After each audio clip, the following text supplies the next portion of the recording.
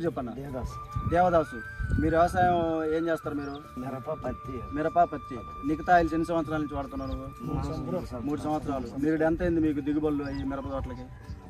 దిగుబడులు అంటే దాదాపు అంటే మామూలుగా ఒక 20 క్వింటాల్ దరిదాపు వచ్చినాయా? వచ్చినాయి సార్, వచ్చినాయి సార్. ఇది 20 పైన వచ్చి ఉంటుంది. మీరు నీచేలోనే వీడియో తీసింది మనం. నువ్వు లేవులే, మీరు నీచేలోనే తీసింది వీడియో. పోయిన సంవత్సరం సార్ బ్లోర్ వేసుకొచ్చినప్పుడు కూడా మిరప మరి 7 సంవత్సరం 3 times అయ్యి సార్ అతను. ఓకే, మీరు నిరుడు మిరప తోటకి వాడినరా? దీనికి ఎన్ని క్వింటాలు అయింది దిగుబడులు? 20 క్వింటాలు అయింది.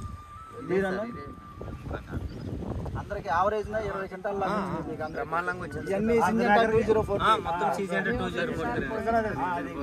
సన్న వెరైటీలు కాదు. సన్న వెరైటీలు అయితే 30-40 వచ్చినాయి.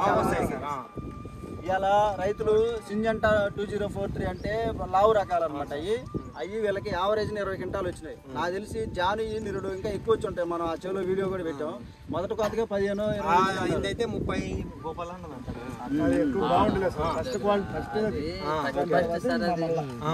అది టాప్ సార్ 30 గోపాల. పోయిన సంవత్సరం మనకి డిసెంబరు జనవరికి నీళ్లు అయిపోయినాయి, బంద్ అయినాయి. ఈ సంవత్సరం అయితే అలాంటి పరిస్థితి లేదు రైతులకి. నేను అనుకోవటం అయితే ఫిబ్రవరి మార్చి దాకా మీకు నీళ్లు పుష్కలంగా ఉంటాయి. మీరు వ్యవసాయం కూడా మంచిగా చేసుకోవచ్చు. మన నిఖితా ఆయిల్స్ ఉన్నాయి, రేట్లు తగ్గినాయి, పోతాయి అనే భయం ఏమి లేదు. అన్ని చోట్ల వరదలు వచ్చి ఈ సంవత్సరం అయితే రేట్లు పెరిగే అవకాశాలు చాలా ఎక్కువ కనబడుతున్నాయి. మనకి మేజర్గా ఏంటంటే చైనా దేశంలో వాళ్ళు ఎక్కువ తయారు చేస్తుంటారు మిరపకాయలు ఇవన్నీ కూడా. అక్కడ పెద్ద పెద్ద వరదలు రావడం జరిగింది. వాళ్ళకి ఆల్రెడీ ఇప్పుడు క్రాప్ టైం వాళ్ళకి ఈ టైంలో వాళ్ళ వరదలు వచ్చేసినాయి. కాబట్టి మన దేశం మీద పడతారు ఈ సంవత్సరం. అందరూ ఎక్స్పోర్ట్ చేసేవన్నీ స్టార్ట్ అయితే మీకు మళ్ళీ మిరపకాయలకు రేట్లు పెరుగుతాయి. మీరు భయపడగాకండి. ఒకవేళ ఏసీలు ఎవరన్నా ఉంచితే ఉంచుకోండి, కొన్ని రోజులు చూడండి. ఒక 2-3 నెలలు చూస్తే మనకు అర్థమవుతుంది.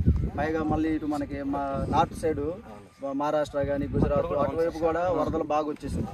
కాబట్టి అటు కూడా తగ్గిద్ది పంట ఈ సంవత్సరం. కాబట్టి రైతులు మాత్రం అధైర్యపడొద్దు. మనం పండించాము కష్టపడి, అదృష్టం కలిసి వస్తే ఇంకొంచెం రేటు కూడా బాగా వస్తాయి. ఎన్నాళ్ళు వెయిట్ చేసిన వాళ్ళు ఇంకో 1-2 నెలలు కష్టపడి చేసుకోండి.